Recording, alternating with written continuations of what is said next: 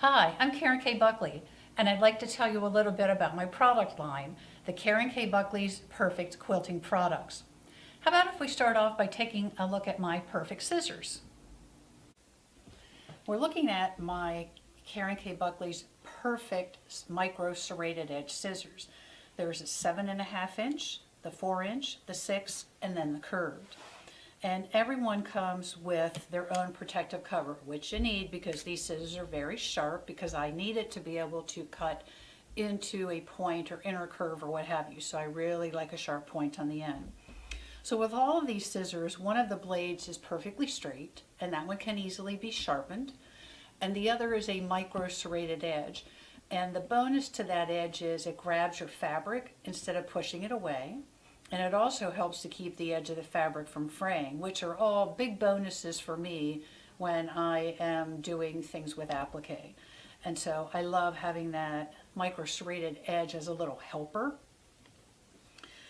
I find that with these two sizes, which would be the 6 and the 7.5, I can cut easily through 4 layers of fabric. I have some students who even go higher layers, but I find 4 is very comfortable for me.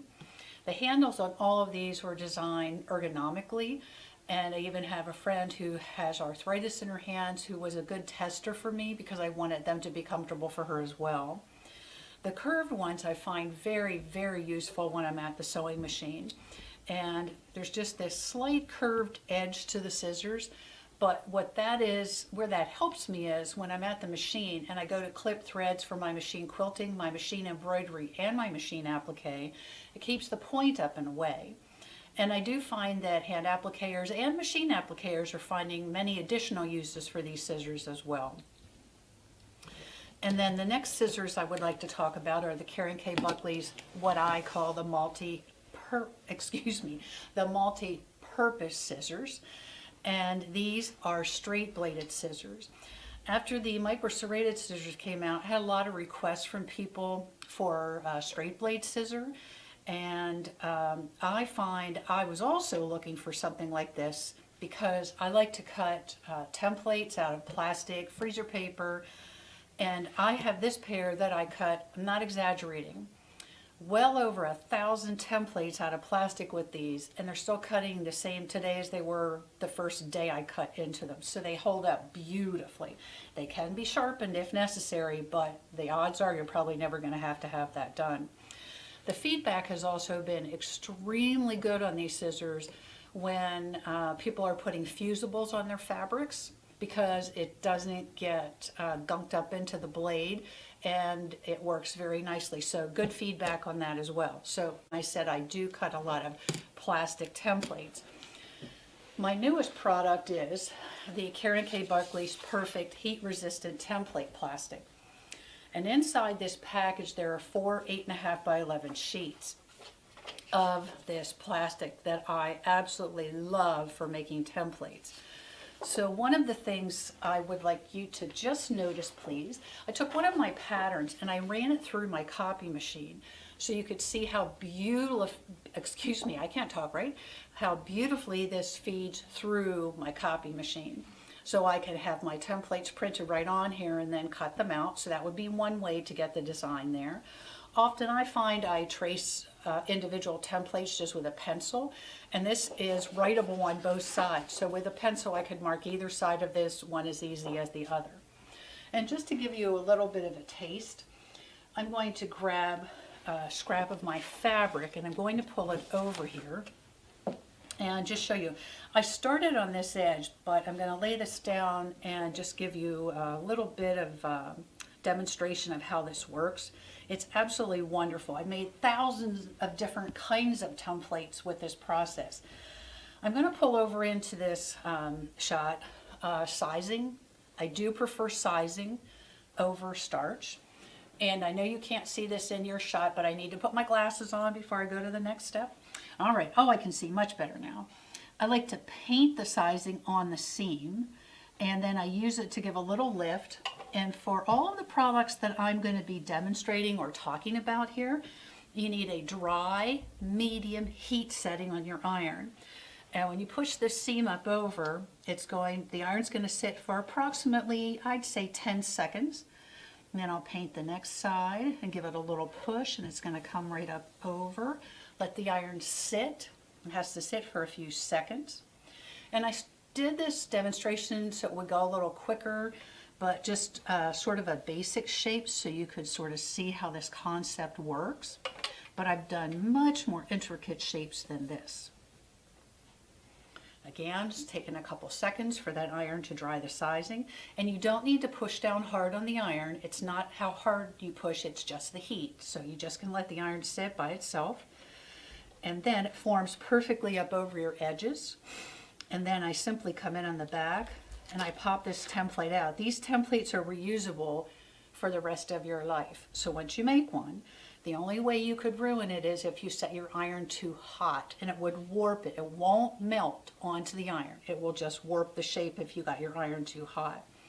But I have a couple other templates I'm going to lay here just so you can get a little bit of a visual. Like this edge was ironed under with this same technique. Obviously a little slower than doing the hexagon because I have inner and outer to do, but you can see how beautifully it forms up over the edge. Then I can hand or machine applique that edge. And I just grabbed a couple other small templates, but you get the idea. Just about any edge, I can use this and iron it up over. So that way my seam's all nicely turned and then it's just ready to stitch. Along those same lines, some of my other products are templates that are already cut for you. And that would be the perfect circles, the bigger perfect circles, and the perfect ovals. Perfect circles, you'll notice all the different sizes here. Those are in fact the sizes that are in this package. Also on the ovals, we did that on the back, showing you all the different sizes of what is contained inside the package. And the concept for all of these is the same. So I'm just going to push these to the front. And I started on one here just to save us a little time during this demonstration. I found the circle from this package that matched the circle that was on my pattern that I'm working on. I traced it to the back of the fabric, I cut it out with a seam allowance, and then by hand I do a quick little running stitch outside the line I drew with a thread that can take some stress, so a polyester, a quilting thread, something like that. I place this on the fabric, hold on, and then give it a nice little tug, and it wraps itself right up over that edge. Because these are die cut on a machine to precision, it's going to form beautifully on that edge. Then I come to the back. I like to pull the thread to the opposite side. You'll see there are gathers in the fabric. They're unavoidable. I just use my finger to kind of rub to make sure they're smoothed in. Drop it down on my ironing surface. Again, I'm going to paint this with sizing. And then I'm going to slide my iron in, and it's going to sit on top of that fabric. When I'm doing this process for a real project, I have the iron sitting to dry, and it's on a medium heat, so it can sit quite some time. It will not burn, it won't warp anything, because it's on that medium heat setting. And I need it to dry, so it's going to take about 20 seconds. So I'm usually working on the next circle while this one's drying. And you can touch this immediately when you pick it up because it's on a medium heat, so it's not going to burn you. Make sure that it is completely dry, and if not, you want to put the iron back until it's dry. Grab that tail.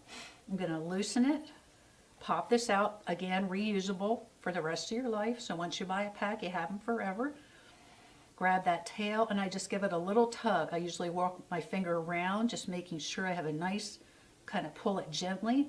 And then when I flip that over, I have a perfect circle. Again, I can hand or machine applique that onto my background. But that way my edges are nice and cleanly turned under. Okay, next product has some similarities to this, and those are the perfect leaves. So again, the packaging on here shows all the 15 different sizes of leaves that you get inside this package. And I just grabbed two that I had finished here. The technique is not exactly the same as the circles, but quite similar. And there are detailed directions inside every one of these bags with pictures and written information. And there are also free videos on my website that people can watch just to get every little detail as to how to do this. But I love how clean and crisp these edges come out. And just so you know, I don't have them yet, but our newest product, which is going to be coming out very soon, are bigger perfect leaves. And so they will be available shortly. When I have my leaves and I'm ready to place them on my background, I often find I will pin these on. And there's the perfect pins, which are the shorter version, and then the regular version. These came out first. These are 1.5 inches, and these are 1 inch. And what I love about this as an applicator, so I took 2 pins and I have them placed in here already, but when I place these in here, there's no distortion. Whereas if you pin this in with a thicker pin, you will find that it distorts the applique piece. So this gives me a really nice smooth edge. I mean, holds it down really nice and flat, and then I can applique around my edge. And just give me a second, I'm gonna grab another pin here from the side. So one of the little tricks that you may wanna share is I pin from the top, because I usually have a line drawn on the background. It gives me my placement. But I find that when I hand applique, the pins on the surface get in my way. And so here's my little trick. Pinned on the top to hold, then I come in on the back, and you'll determine how many of these pins you need on the back. But I'm going to slide 1 in for now, just for the sake of explaining. Then I come in and I remove my pins from the top. And I would have needed at least 1 more pin in here for sure, maybe 2, but that will hold it then from the back. And now when I'm appliquing, my threads do not get caught on those pins. So a nice little tip that you may find helpful. And I love how skinny these are. They're just so beautifully skinny. It really helps to keep everything in place. Next, we're going to talk about one of my other products called the Perfect Stems. And inside this package, you are going to find 8 different colors. Oh, look how pretty they are. But it's not really about the color. It's about the width. Every one of these is a different width. So the idea is you're going to find the width that is the same or close to what's on your pattern. And then once you have that determined, so let's say that I've determined this is close to the finished size of the one that's on my project. So I'm going to slide these just a little bit to the side. I stitched this ahead of time so this would allow us to move a little faster here, but I cut my fabric 2 times whatever the width of this is, plus I have to have a seam allowance. And then on my sewing machine, typically with an edge stitching or a top stitching foot, it has a little guide along the side. Sometimes they're plastic, sometimes metal, and I just stitch right down along. So this is trapped in the inside, but it's movable. It's not so tight you can't move this. And then once I have this stitched on the machine, I'm going to come in with my micro serrated edge scissors, and I'm going to trim this seam as close as I can to the stitching line, but I'm going to make every effort to not cut through that stitching line, because if I cut through it, then I'm going to have a bump in my finished stem. I needed the fabric there to sew, but now I want it to be gone. So I have that removed, and I need to just grab my little pressing, I like a little scrap of fabric down here when I'm pressing. Place this down. Then I grab my sizing back over here. So here's the cut edge over here, and it's real easy to do. I'm going to roll it over onto the flat part of the plastic perfect stem strip, and I'm going to paint this with sizing. I'm just going to push that out just a little further. There we go. And then dry medium heat, just like everything else. And I'm going to paint this, and I'm going to come in and work my way down the strip. I usually paint and dry as I go. I just need to scoot that out of my way. So I'll fold that in.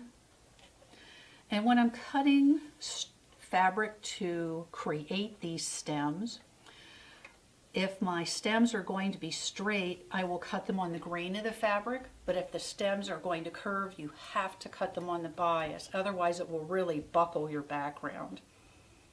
So I've got a 20-second drying time roughly, just to make sure that's completely dry. And then I'm going to lift this. Again, you can touch them immediately because it's a medium heat setting, so they're not that hot. And then you pull this out. You have these to reuse forever. And now you have this perfectly even strip to applique down on your background. Again, by hand or machine, I do both techniques. All right, we'll slide that out of the way. And the next thing I want to tell you a little bit about is the Karen K. Buckley's Perfect Adjustable Ruler. This is the 3-inch version that we're looking at here. And when you purchase this product, I'm going to slide it a little bit off to the side. You get this pouch. It comes in with the packaging. And then you get 5 pieces to this. And there's 4 here, but I'll explain. So these are 6-inch sections. I'm looking for 1 through 6.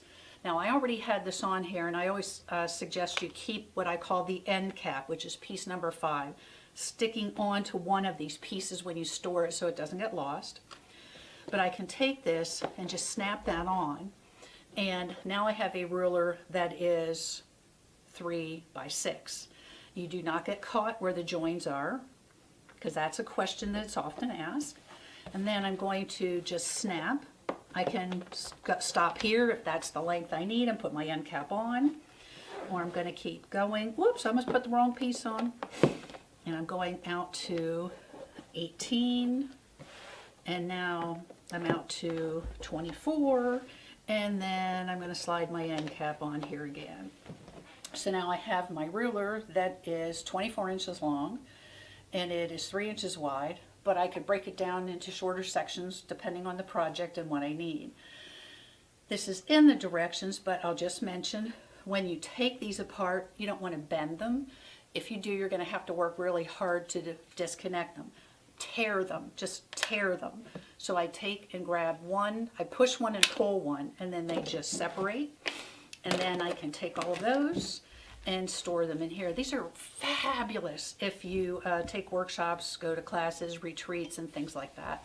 So nice little pouch to store it in, which I think makes me happy. I like things that are organized.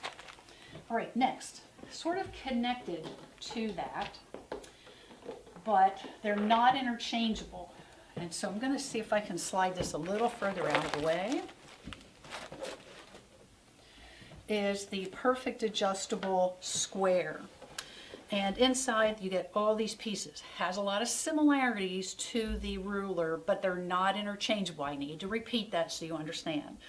The idea is that I can build this square so that I can rotary cut easily around the outside. Applique blocks, t-shirt quilts, art quilts, I mean, you name it. There's just a multitude of things that you can use this for.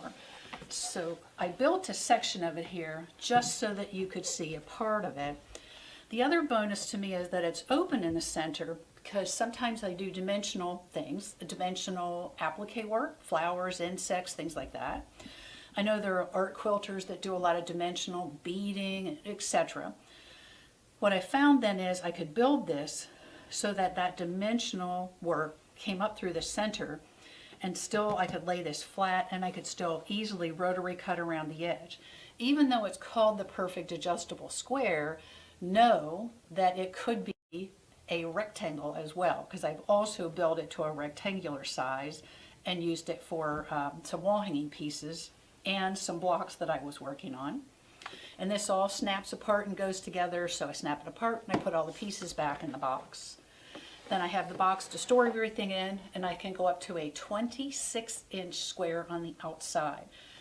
And it's adjustable, I mean, it's on the outside 9.5 and all the way up to a 26, but you also can benefit from some of the squares that are formed on the inside as well. Just depends what type of work you're doing. And then last but not least in the product line, but one of my very favorite tools, is my Perfect Thread Bag. And I use this to store all of my hand applique threads. So you saw that it rolled up nicely, and it has a ribbon to tie it so it stays closed and I can store it. But what I love about this is that I can slide my hand applique threads in here. There's a zipper, so I had opened the zipper when this all got set up. And then I slid my spools in, and I can see right through this plastic, which makes me extremely happy, so it's easy to see what is where. And then before I close the zipper here in this section, every one of these bags is built with this ultra suede in it. And I took a needle by hand and I pulled a single strand of thread off of the spool. I brought it up through the ultra suede, and then I closed the zipper. So I'm sitting at on the sofa and I'm hand stitching, and this is usually on the arm of the sofa. And let's say that this is the thread color I'm looking for. I can grab that tail, and if you watch, I'm just trying to pull the other ones out of the way so you get a better visual here, and then just pull, and I can cut as much as I want. Let me grab a pair of my scissors here. 18 inches is all I like on my needle at one time, but then I cut and make sure I leave a tail there so it's out for the next time I need it. And I have the thread I need, and I'm all ready to go. The more organized I am, the more I'm getting done. So I find that a lot of my products are geared to that. I hope you enjoyed finding out about my Karen K. Buckley Perfect products, and that you'll find some things in my line that will help you in your quilting and sewing. Thanks very much for joining me.